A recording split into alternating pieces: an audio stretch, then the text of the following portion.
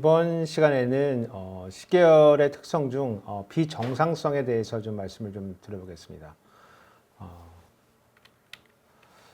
우리가 이제 그 정상 시계열이다, 비정상 시계열이다 이런 식으로 얘기를 많이 하는데 정상 시계열 뭐 영어로 하면 이제 stationary하다 이렇게 표현하고 비정상 시계열이다 그러면 우리가 non-stationary하다 이렇게 표현을 하는데 뭐 그냥 쉽게 생각해 보면은 이제 정상 시계열이라고 하는 거는 이제 기존에 시계열이 작동했던 방식대로 이후에도 유사하게 작동이 되는 그런 이제 시계열이 되는 시계열을 우리가 정상 시계열이라고 부르고 있고 비정상 시계열은 이제 그렇지 않은 경우죠. 무슨 얘기냐면은 이제 기존의 방식과는 좀 다른 방식으로 움직이는 이런 시계열을 보통 우리가 비정상 시계열이라고 하는데 만약에 시계열이 비정상성을 갖게 되면은 non-stationary 해지면은 어떤 일들이 발생하냐면은 이제 지금까지 우리가 알아왔던 이제 그 추정량들의 어떤 통계적인 특성 이 적용이 안 될 수가 있습니다. 그래서 우리가 이제 추정한 다음에 했던 다양한 뭐 가설 검정이라든가 신뢰 구간을 계산한다든가 혹은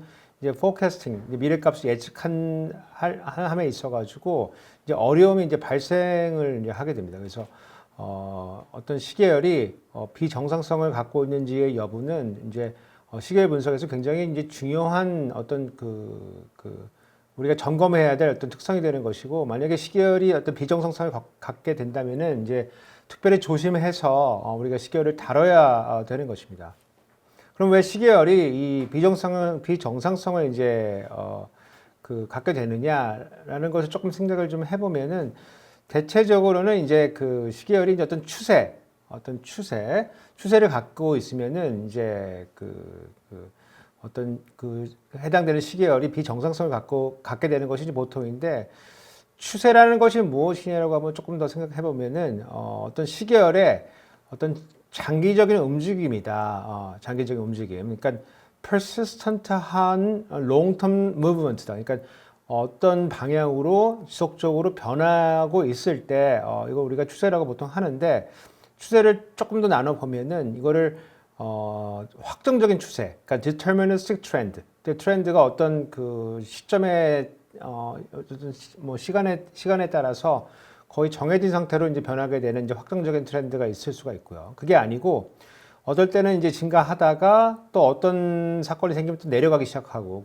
그럼 이게 이제 그 어떤 추세가 확률적으로 변하게 된다. 그래서 스토캐스틱 트렌드, 확률적 추세를 갖고 있는 걸로 구분해 볼 수가 있겠습니다. 그래서 만약에 어떤 시계열이 어떤 확정적인 추세를 갖고 있다고 치면은 대체로 이제 뭐 시점에 대한 어떤 그 트렌드를 통제를 해주면은 이제 이 트렌드에 따라서 생기는 이제 다양한 문제들을 우리가 보통 통제를 할 수가 있는데 그게 아니고 어떤 시계열이 확정적 추세가 아니고 어떤 확률적인 트렌드, 그러니까 뭐 스토캐스틱 트렌드를 갖게 되면은 이제 이걸 좀 다루기가 좀 어려워지기 때문에 보통 이제 시계열 분석에서 추세에 대해서 뭔가 뭐 공부를 한다 아니면 이거를 뭐 통제를 한다고 함에 있어서는 우리가 보통은 이런 확정적인 트렌드에 대해서 얘기를 하기보다도 이런 확률적인 추세에 대해서 다루고 공부하고 이거를 이제 뭐 처리하는 이런 방식에 대해서 논의를 많이 하고 있습니다. 우리가 이제 non-stationary 이제 타임 시리즈, 그러니까 비정상성을 갖는 이제 시계열 중에서 가장 대표적인 것 중에 하나가 이제 임의보행, 랜덤 워크라고 하는 이제 그런 이제 어떤 시계열인데요. 랜덤 워크라고 하는 거는 여러분들 이제 보시듯이 요 화면에 보시면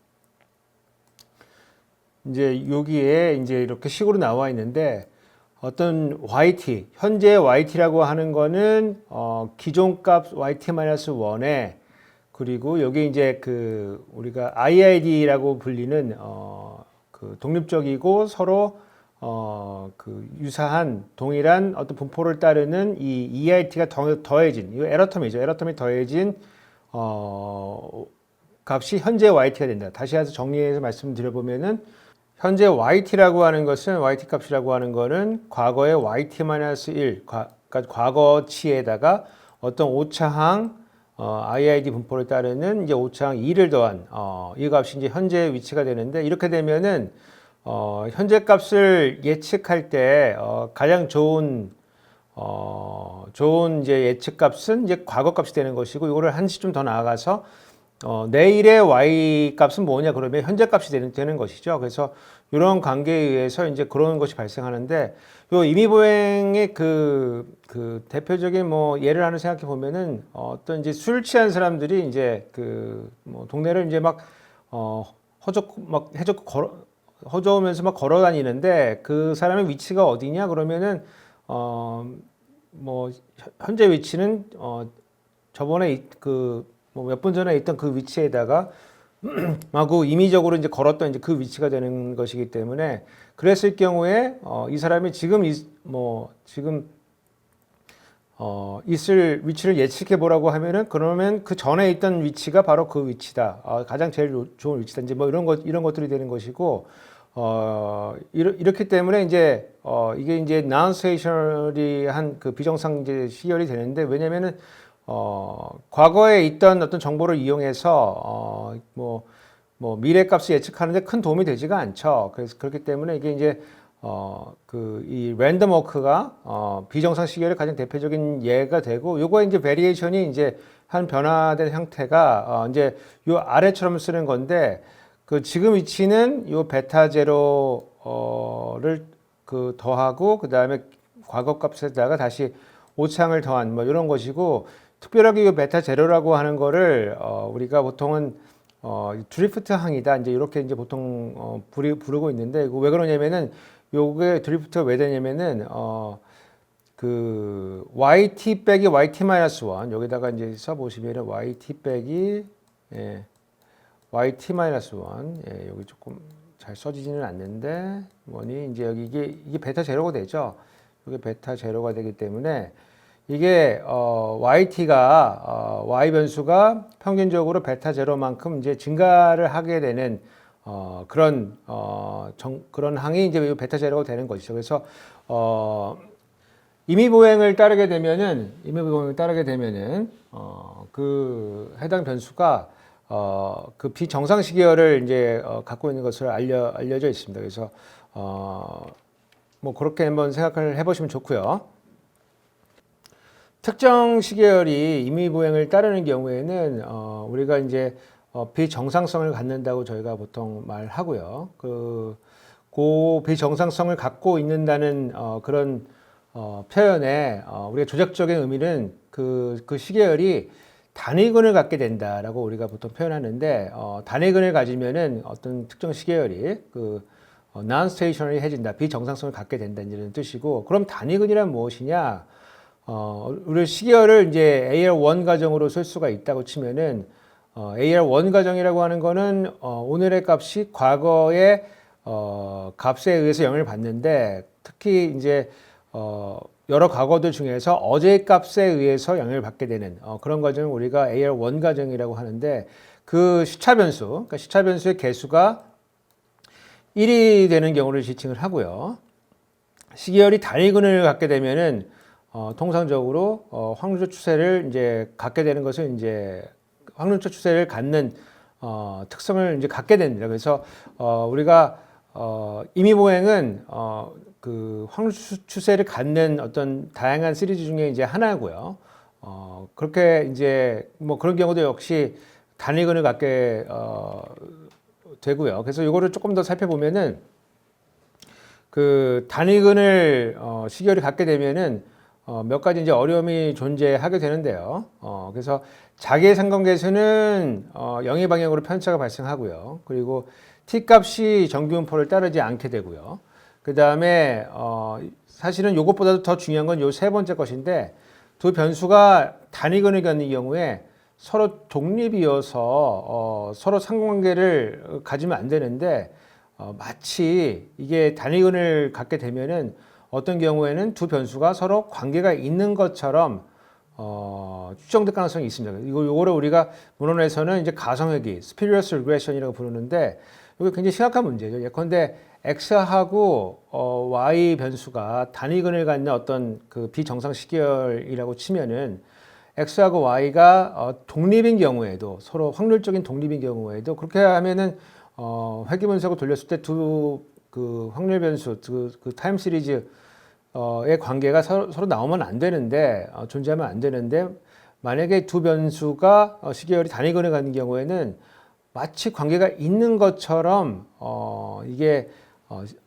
추정될 수가 있습니다. 그러면 우리가 요 시계열 분석을 해서 두 변수가 서로 또 관계를 주고받고 그리고 뭐 예컨대 포캐스팅에도 우리가 사용을 하게 된다고 치면은 사실은 관계가 없는데 관계가 있는 것처럼 우리가 그 모형을 짜게 되는 그런 위험성이 있거든요. 그래서 그 항상 시계열 분석을 할 때에는 요 그 시계열들이 단위근을 갖고 있는지 여부를 우리가 꼭 판단을 해볼 필요가 있습니다. 가성회귀 스피리어스 리그레션에 대해서 조금 더 설명을 한번 드려보겠습니다. 여러분들 그 화면에서 보는 것처럼 YT하고 XT가 그 단위근을 갖는다고 한번 가정을 한번 해보고요. 그 단위근을 갖는다고 하는 것은 예컨대 YT의 시차 변수 YT-1과 이제 이 에러 텀으로 구성이 되는데 그거의 개수 여기 YT-1의 개수가 이제 1이라고 우리가 가정하는 거 똑같고요. XT 역시도 단위근을 갖는다고 하는 거는 XT의 시차 변수가 그 시차 변수 개수가 이것도 역시 이제 1인 것이죠. 그래서 YT와 XT가 단위근을 갖는 유니트를 갖는 이제 이런 시계열이라고 가정하고요. 특별하게 YT하고 XT가 확률적으로 독립이라고 저희가 생각을 해볼게요. 그러면은 YT를 XT에 대해서 우리가 회귀 분석을 하는 경우를 생각을 해보면은 그 추정 개수가 0이 나오는 게 당연한 것이죠. 사실 왜냐하면 YT하고 XT하고 서로 관계가 없기 때문에 그리고 더더욱이 관계가 없는 걸 넘어서서 확률적인 독립이라고 우리가 생각을 했기 때문에 회귀 분석을 했을 때 이게 이제 그 개수가 XT의 개수가 사실 0이 나오는 게 너무 당연한데 XT하고 YT가 단위근을 갖는 경우, 그러니까 유니트를 갖는 경우에는 그렇지 않을 수가 있습니다. 그래서 XT하고 YT가 확률적으로 독립임에도 불구하고 YT를 XT에다 회귀 분석했을 때 XT의 개수가 0이 나오지 않을 가능성이 있습니다. 그래서 상호관계가 원래는 있으면 안 되는데 가짜로 존재할 가능성이 있습니다. 이런 경우 사실은 큰 문제죠, 사실은.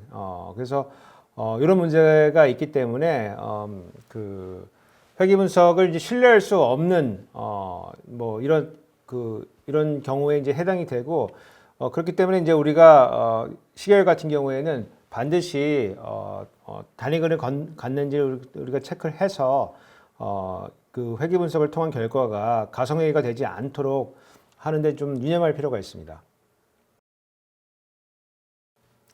데이터를 하나 불러드릴 거고요. 데이터를 하나 불러드릴 거고 우리가 use macro to clear 해서 이 데이터를 한번 불러드리겠습니다. 그래서 이렇게 데이터 하나 불러드리고요. 그리고 describe 해서 어떤 데이터가 있는지 한번 살펴보겠습니다. 그래서 describe 하시고 보시면은 요거는 이제 우리가 시계열 분석에 대한 실습할 때 자주 썼던 것들인데 뭐 날짜가 있고요. 그 다음에 실업률하고 뭐 기타 등등 이제 변수들이 직계 변수들이 나와 있고 그 다음에 저희가 이제 특별하게 이제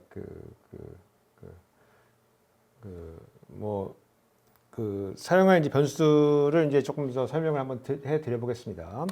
우리가 시계열 분석하기에 앞서 가지고 이 데이터가 타임 시리즈 데이터라는 걸 우리가 선언을 해줘야 되니까 TSset을 이용해서 타임 시리즈 변수인 거를 우리가 선언을 해주고요. 그 다음에 우리가 쓸 변수는 타임이기 때문에 타임을 우리가 그 시계열 변수의 어떤 시점 변수로 선언을 해주겠습니다. 이렇게 TSset을 해주시면은 이제 타임이 되고요.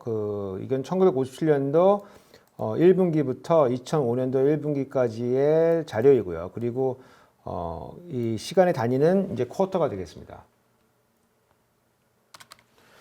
우리가 이제 뭘 할 거냐면은 이제 일본의 GDP 변수, GDP 변수와 미국의 인플레이션의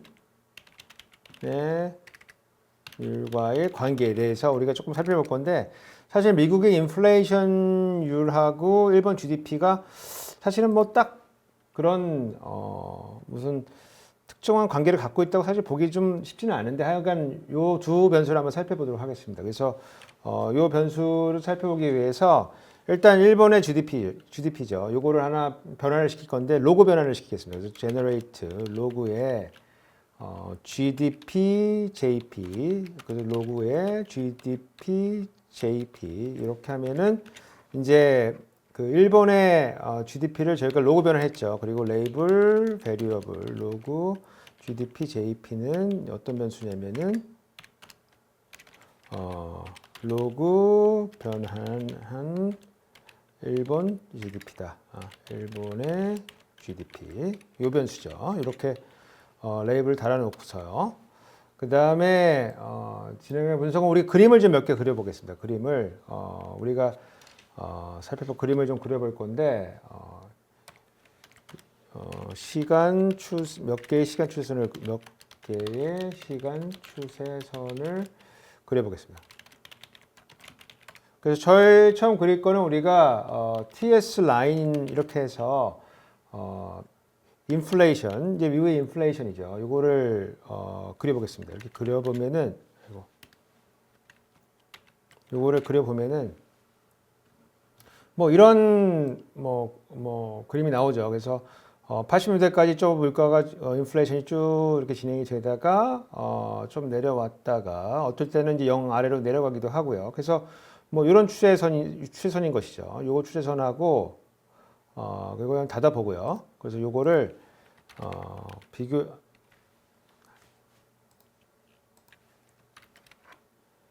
이거를 비교하기 위해서 여기다가 요 그림을 그려놓고 saving INF, replace에서 요 INF라고 하는 요 그림으로 저장을 한번 해보겠습니다. 여기 다시 한번 실행시키고요. 그 다음에 우리가 일본의 GDP를 한번 그려보겠습니다. 그래서 TS 라인이고요. 그 다음에 우리가 만들어 놓은 변수 로그 언더바 GDP JP 요거죠. 그리고 saving 해서 요거를 로그 GDP JP라고 하는 변수 이름으로 그림으로 저장을 하겠습니다. replace해서 이렇게 해서 그림을 그려보겠습니다. 이거 오타가 하나 있었네요. GDP JP 이렇게 해서 그려보면은 일본 GDP는 우리 데이터 관측된 전부터 이제 꾸준히 이렇게 올라오고 있는 것이죠. 이렇게 올라오고 있고 요거는 이제 어떤 또 트렌드를 갖고 있는 이런 변수죠. 그래서 이거 두 개를 한번 뭉쳐서 그려보면은 그래프 컴바인이고요. 그래프 컴바인 요 명령어고요. 앞에 우리 저장했던 거는 IMF 그다음에 스테이터 그래프에 확정되는 GPH라고 제가 말씀드렸어요. GPH고요. 그다음에 로그 GDP JP GPH 이렇게 하고요. 우리가 컬럼 1으로 해서 이렇게 해서 뭉쳐서 한번 그림을 그려보겠습니다. 이렇게 두 그림을 합쳐서 그려보면은 여기 오타가 있네요. 이렇게 잘 보시면은 이제 요 미국의 이제 인플레이션율 쭉 내려갔다가 올라갔다가 왔다 갔다 하는 이거 저희가 봤을 때는 사실 이제 저희가 말한 이제 스토카스틱 확률적 추세를 따르고 있고 일본의 GDP도 어떻게 보면은 이제 어떤 추세를 가지고 있기 때문에 이게 지금 우리가 엄밀하게 테스트하지 않았지만은 두 변수가 지금 사실은 비정상 시계열일 가능성이 좀 높은데 여하튼 아직 검증을 하지 않았기 때문에 저희가 정확하게 말씀드리지는 않겠지만은 요거하고 미국의 인플레이션율하고요. 그 다음에 일본의 GDP 하고는 사실은 어떤 특정한 상관관계가 존재한다고 보기는 쉽지는 않죠, 사실은. 예. 사실은 두 관계가 사실은 관계가 두 경제가 연결이 될 수 있을지 모르겠지만은 이쪽 인플레이션율하고 이쪽에 일본의 GDP하고는 사실 이 관계를 찾기가 쉽지는 않은데 여하튼 요걸 가지고 한번 리그레션을 해본다 이거죠. 요걸 가지고. 그래서 리그레션을 해볼 건데 우리가 1번 뭐 저희가 제목은 가성회귀라고 이름 붙이고 이름을 한번 리그레션 한번 해보겠습니다. 그래서 리그레스고요. 우리가 인플레이션을 미국의 인플레이션을 일본의 GDP 재팬이죠. 요걸로 이제 리그레션 할 건데 특별하게 시점을 처음 시작부터 시작해서 1981년도 4분기까지 해가지고 이렇게 한번 리그레션 한번 해보겠습니다. 그래서 특정 시점, 그러니까 우리가 관측한 시점부터 81년도까지의 자료를 이용해서 미국의 인플레이션율하고 일본의 GDP하고 이 관계를 회귀 분석을 해보면은 이런 관계가 나오는데 지금 보시면은 일본의 GDP가 늘어날 때 미국의 인플레이션이 지금 늘어나고 있는 것이죠. 지금 늘어나고 있는 것이고 이거는 이제 통계적으로 유의한 정도로 이제 늘어나고 있어서 예컨대 뭐 요 회귀 분석 결과를 가지고 우리가 해석을 한다고 치면은 미국 인플레이션율하고 일본 GDP하고 양의 방향으로 상관관계가 있다. 이제 이렇게 표현을 할 수가 있고 우리가 요 회귀식 그대로 regress 요 회귀식 그대로 하고요. JP if 하고 대신 시점만 좀 바꿀게요. 시점만 요 시점을 1982년도 1분기죠. 1981년도 1분기. 그러니까 여기서 사용됐던 그 데이터 이후로 써가지고 회귀 분석을 우리가 다시 해보게 되면은